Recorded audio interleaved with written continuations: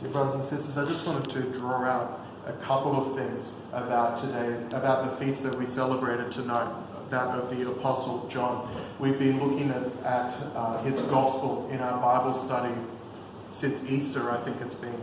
Tonight we heard about how he responded to the gospel, and he responded very, very quickly, very, very sharply, at a very, very early age, in the first years of his adulthood, which we would understand as being in junior secondary, in the early years of high school as a young teenager.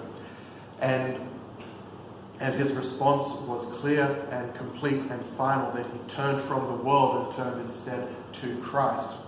And his devotion took the rest of his life, as we heard in a very complete life biography that we have of him and about him.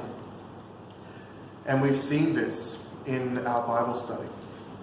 We've seen the depth that is there in the Gospel of John. When we look to the Synoptic Gospels, for example, there's a lot more description of historical events, but there's nothing like the depth that we have consistently throughout the entire Gospel of John.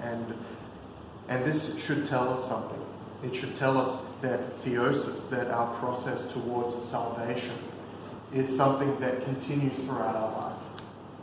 That it's not like a light switch, it's more like a dimmer switch or a volume control. And that we work with all that God has given us throughout our life to be as close as we can be with him. That theosis, once again, is a lifelong process. This is something that we can and that we should be able to apply to our own lives. This is something that we as a parish are working on all together, just like every Orthodox Christian around the world. Something that we begin with the foundation of prayer and fasting and stewardship, scripture reading, and the sacraments. And it's something that we work on each and every day, each and every hour, that we try and strive to come closer and closer to Christ. He had one other. His most common description is to be the apostle of love.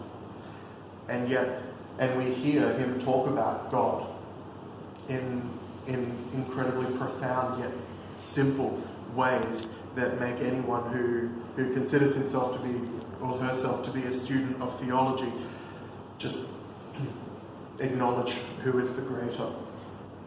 And here he talks about how he who does not love does not know God, for God is love, in that self-sacrificial manner. And yet he was not afraid to say, and if anyone believes in this way, it's quite simple, he's Antichrist.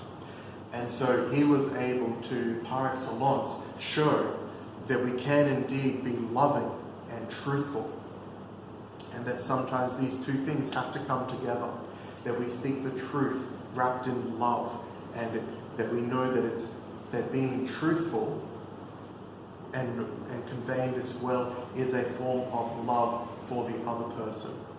And so with these two things, our growth towards Christ throughout our life and our striving to convey truth to those who so desperately need it, bubble wrapped perhaps in love, so that they're able to hear it.